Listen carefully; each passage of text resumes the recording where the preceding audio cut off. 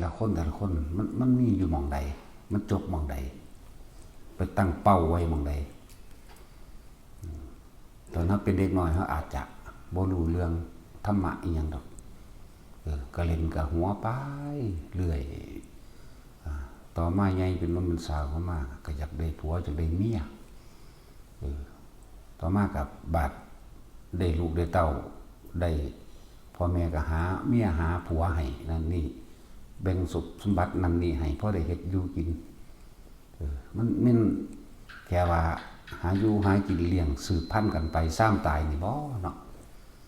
เอากันได้ลูกเป็นห่วงลูกหาสืบต่อกันไปหามูลมรดกไว้ให้ลูกไว้ให้หลานจมบนกันไปของเกี่ยวกันกับการหาอยู่หากินอยากรวยหาลักก็มีปนขี้ก็มีโกหกขี้ตัวให้คนผู้อื่นเสียชีวิตด้วยทรัพย์สินเพื่อตนเองเพื่อให้ตัวเองรอดมันนี่ก็มีแต่ละมือแต่ละเว้นคุมุกกะมักไปทำงานอันนั้นทำงานอันนี้แต่ก็มีเรื่องเล่าต่างๆในหน้างานในที่ทำงานเดี๋ยวก็สั่งผู้นั้นเดี๋ยวก็ถูกใจผู้นี้แต่ละมือแต่ละเว้นเหตุไปหอดยังป่วยกะพาไปรักษาอุบัติเหตุก็พาไปรักษาเพราะว่า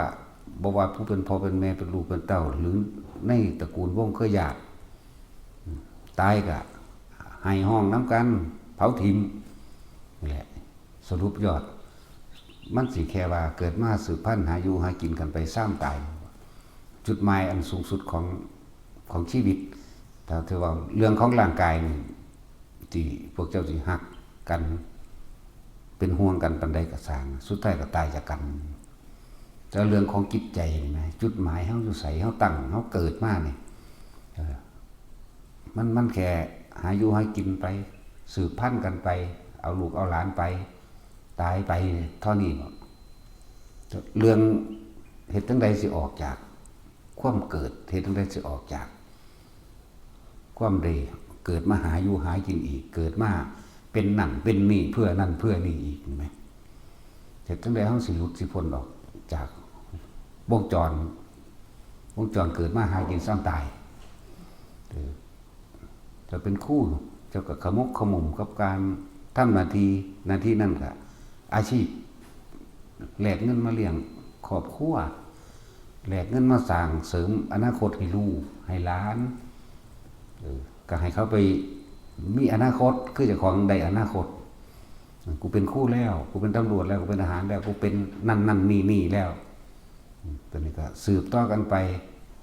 หาเงินส่งกันเลี้ยงให้ไปเป็นแบบนั้นแบบนี้เก็บไข้ได้ป่วยปัวกันไปรักษากันไปอุบัติเหตุแข้งขาหักพิการดูแลกันไปตายนั่นแหละไปซ้ำตายมีเท่านี้บอกจุดหมายชีวิตคนนะบางที่ก็ไปทั้งทีทำงานก็ไปยกไปอวดไปอ้างว่าเจ้าของเหตุงานเก่งกว่าหมู่หัวดีกว่าหมู่อีหยังสิสู่กูบ่ได้ไผสิรอบคอบทำกูมีความสามารถก็ยกอ้างอวดตนข่มเหงสารพัดนะ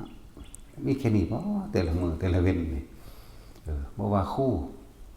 บ่ว่าทหารตำรวจบ่ว่าพนักงานโรงงานบ่ว่าคนขายของขายประกันหรือสิขายหยังก็แล้วแต่พากันไปพวกขายของกิฟต์ช็อปขาย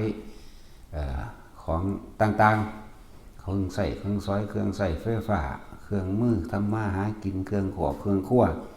ขายเสื้อผ้าขายขนมนมเนยอาหารมื้อนี้ไหมหมอหมามื้อนี้ไหมแค่นี้ตายเลยก็เงาชะล่าลงไปบางคนก็ตายก่อนแก่เฒ่าชราบางคนก็ตายตอนเบิดอายุชราภาพมากแล้วบางคนก็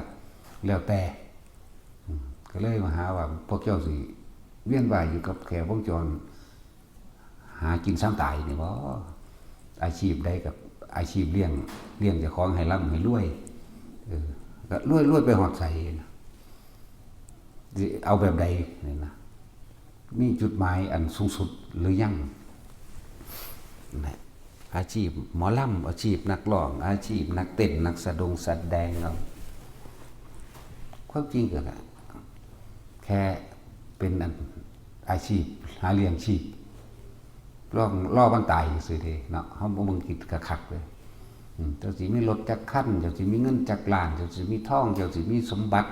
เจ้าสิมีมูลมรดกเป็นที่ดินเป็นบ้านเจ้าก็ต้องตายจากมันคือเอาล่ะแต่เฮ็ดจังได๋เฮาจะออกจากวงจรนี้ได้